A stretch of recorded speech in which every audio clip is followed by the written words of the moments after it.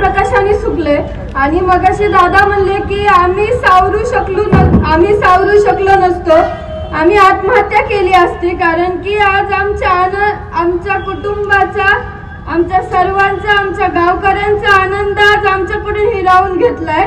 पण ही कळी फुलू शकते, पण आज तुमच्या पाठिंब्यामुळेच आज आम्ही उभा राहू शकलो, आम्ही नंतर फुलू शकलो आणि हा न्यायाचा लढा पुढे घेऊ शकलो।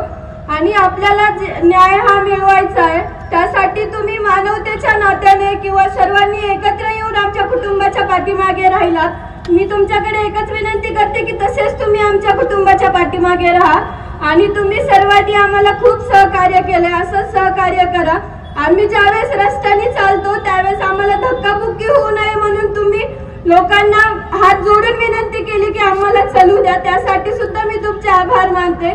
आज जसे तुम्ही आमच्या पाठीमागे आहात तसंच कायम राहा। आणि आज आम्हाला फक्त चलताना धक्काबुक्की लागते, आम्ही रस्त्याने नीट चालू शकत नाही, तरी पण तुम्ही आम्हाला सहकार्य करतात।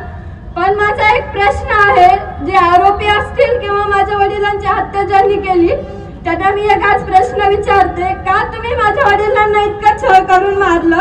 आज आम्ही फक्त रस्त्याने चलत असताना आम्हाला धक्काबुक्की लागते, पण त्यांना त्यावेळेस किती वेदना झाल्या असतील त्याचं मला उत्तर पाहिजे। त्यांना तुम्ही इतक्या वेदना करून मारलं। आणि मी स्वतःला खूप भाग्यशाली समजते की मी देशमुख कुटुंबाची मुलगी आहे, माझ्या आई वडिलांची मी लेक आहे।